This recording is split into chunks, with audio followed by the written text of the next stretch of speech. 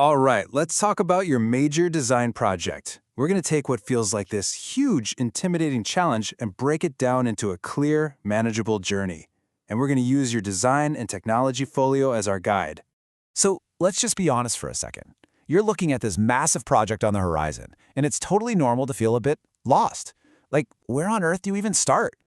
Well, here's the good news. The path to a really awesome, high-quality project, it all begins with one thing: making smart, well-informed choices.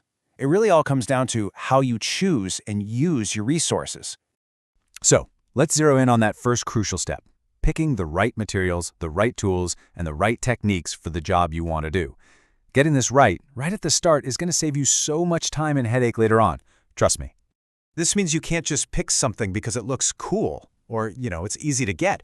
You have to be able to justify why your choice is the absolute best fit for your design brief. And that justification, it's got to be built on a foundation of solid research. And when I say research, I don't just mean a quick search online. No, this is about really digging in, studying other designs to see what works and what doesn't, getting your hands on materials and actually experimenting with them, and definitely talk to the experts. And hey, remember, your teacher is probably one of the best resources you've got. Use their brain. Think of these criteria here as your secret weapon for decision-making. You should have a table just like this in your folio to compare your options. Say, for example, you're designing a bike frame. You'd compare steel, aluminum, and carbon fiber against all these points. Which one's the strongest, the most affordable? Which one is better for the planet? This is how you make a choice you can really stand behind. And let's not forget another super important resource: ideas. Ideas have real value. So if you get inspired by another designer's work or you use an expert's advice, you have to acknowledge it. Giving credit where credit is due isn't just about being a good person, it's a fundamental part of being a professional designer. Okay, so let's move on to the next stage. Picking your resources, that's step one.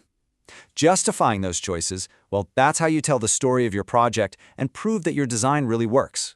I absolutely love this mindset. For every single decision you make, imagine you're in a debate with someone who thinks you're wrong. You can't just say, well, I chose wood because it looks nice. No way. You have to say something like, I chose this specific timber because my tests showed it has the durability needed and its sustainable sourcing lines up with my project's ethical goals. You see the difference? It's all about the evidence. Your justification isn't something you just write up at the end. It's a running commentary of your thinking through the whole project. This documentation is your proof. It shows your teacher and the examiners that every move you made was deliberate, it was researched, and it was smart. It's the story of how you solved the problem. Right, let's dive into the next big phase of your major project. This is where you make a pretty big shift, from all the thinking and planning to the actual hands-on building and making.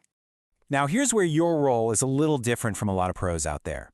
They might design something amazing on a computer and then just send the plans off to a factory. But you're wearing two hats. You are both the designer and the maker.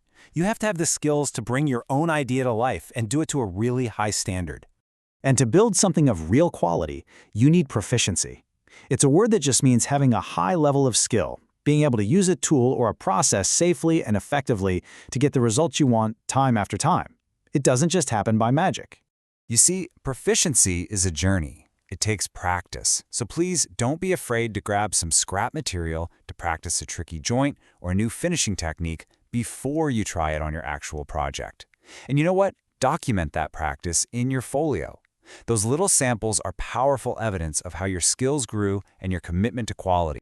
Now, we need to talk about the single most important part of your journey as a maker.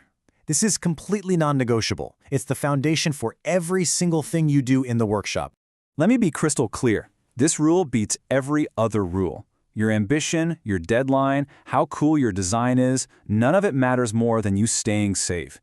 The rules you see in the workshop, they exist for a reason, and it's usually because someone, somewhere, got hurt.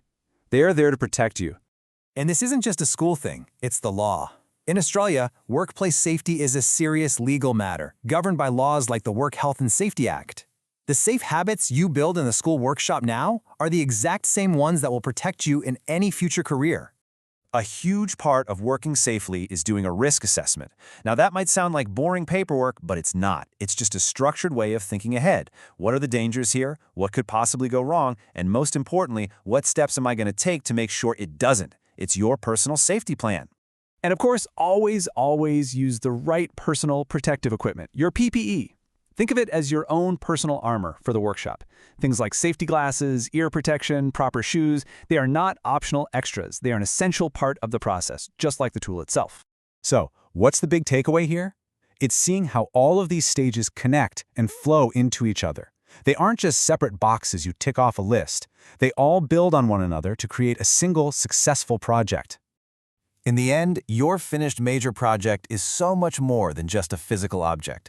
It's a representation of your entire journey, the smart choices you made with your resources, the clear justifications you documented, the skills you practiced to perfection, and that unwavering safety-first attitude.